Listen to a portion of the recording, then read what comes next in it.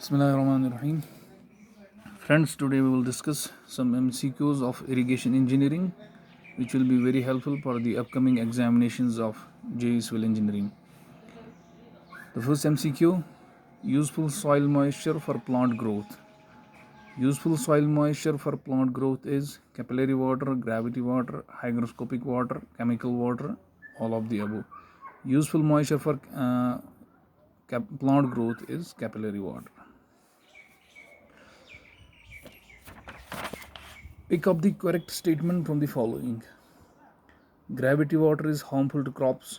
Hygroscopic water remains attached to soil molecules by chemical bond. Capillary moisture held in the soil pores against gravity by surface tension is utilized by plants. All of the above. We have to pick the correct statement from the following. The correct statement from these is capillary moisture held in the soil pores against gravity by surface tension is utilized by plants. It is the capillary moisture that is useful for plants. The field capacity of soil depends upon capillary tension in soil, porosity of soil, both and B, neither A nor B. The field capacity of soil depends upon capillary tension in soil, porosity of soil, both and B. Both and B. Field capacity depends on capillary tension in soil as well as on porosity of soil. The useful moisture of soil is equal to its field capacity, saturation capacity, moisture content at permanent wilting point, difference between field capacity and permanent wilting point within the root zone of plants. The useful moisture of soil is equal to its field capacity, saturation capacity, moisture content at permanent wilting point, difference between field capacity and permanent wilting point within the root zone of plants. The answer for this question is this: difference between field capacity and the permanent wilting point within the root zone of plants. The state of the soil when plants fail to extract sufficient water for their requirements.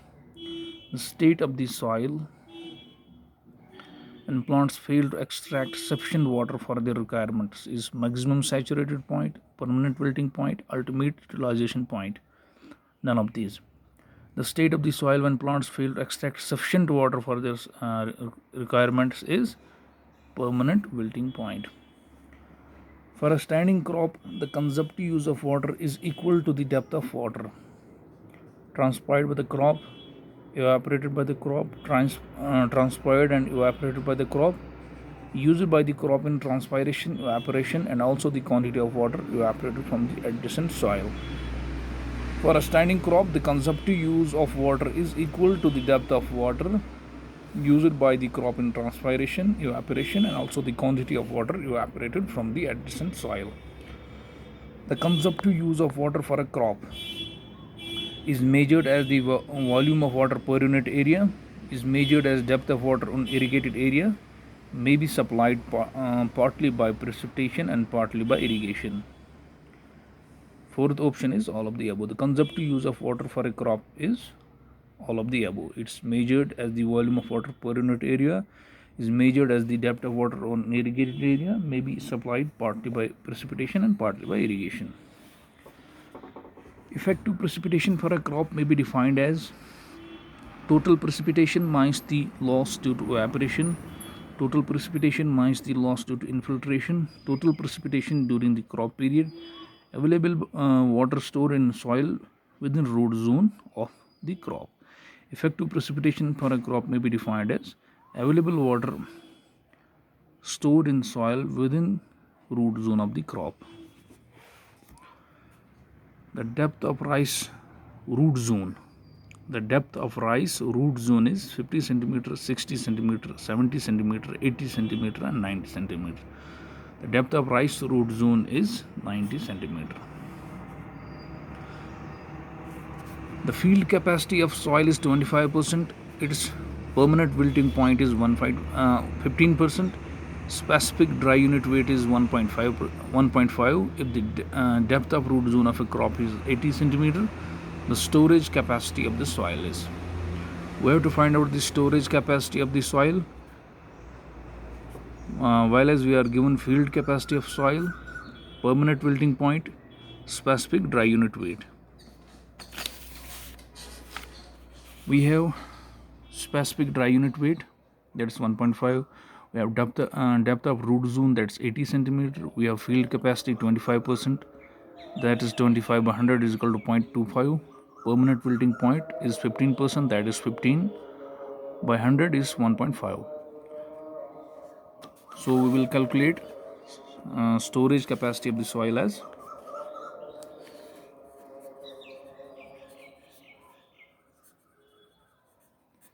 storage capacity of soil will be gamma d gamma w into d fc minus pwp.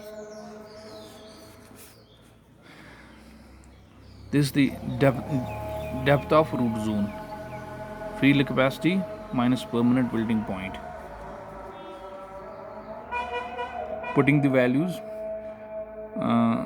the specific dry unit weight, that is 1.5, gamma w, that is 1, distance depth of root zone is 80 centimeter, field capacity 0.25 minus permanent wilting point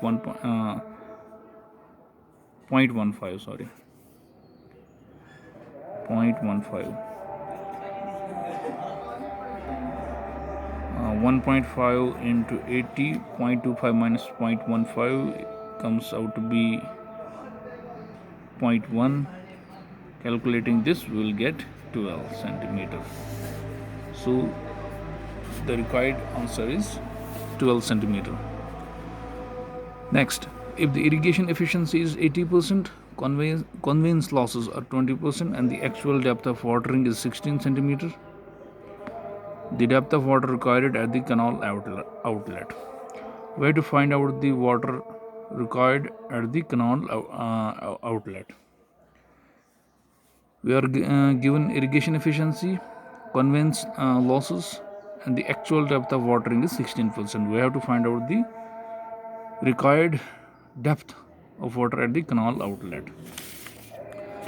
Depth of water while considering conveyance losses is equal to 16 by 0.8. 16 is the actual depth of watering. So depth of water while considering conveyance losses are 20%. So depth of water while considering conveyance losses will be 16 divided by 80%, that will be 0.8. This comes out to be 20 centimeter. Irrigation efficiency is 80%, so depth of water from canal outlet will be 20 divided by 0.8.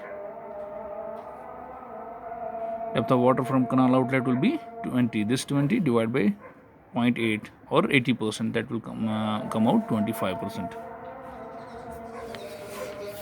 For cereal crops, the most commonly adopted method of irrigation is free flowing method, check method, furrow method, sprinkling method. For cereal crops, the most commonly adopted method of irrigation is check method. For standing crops in undulating sandy fields, the best method of irrigation is sprinkler irrigation, free flooding, check method, furrow method, none of these. For standing crops in undulating sandy fields, the best method of irrigation is sprinkler irrigation. Pick up the incorrect statement from the following. In free flooding irrigation, water is admitted at one corner of a field and is allowed to spread over the entire area. This is correct. In check method of irrigation, the field is divided into smaller compartments and water is admitted to each in turn. This is also correct. In furrow irrigation, water is admitted between the rows of plants in the field. This is also correct. So we had to pick up the incorrect statement. So there is none incorrect statement. The answer will be D. The intensity of irrigation means percentage of cultivable command area to be irrigated annually. or percentage of gross command area to be irrigated annually, percentage of the mean culturable commanded area and the gross commanded area to be irrigated annually, total depth of water supplied by the number of waterings. The intensity of irrigation means percentage of culturable command area to be irrigated annually. Irrigation canals are generally aligned along ridge line, contour line, valley line, straight line. Canals are generally aligned. Irrigation canals are generally aligned along a ridge line. So, with this, we conclude the today's MCQs.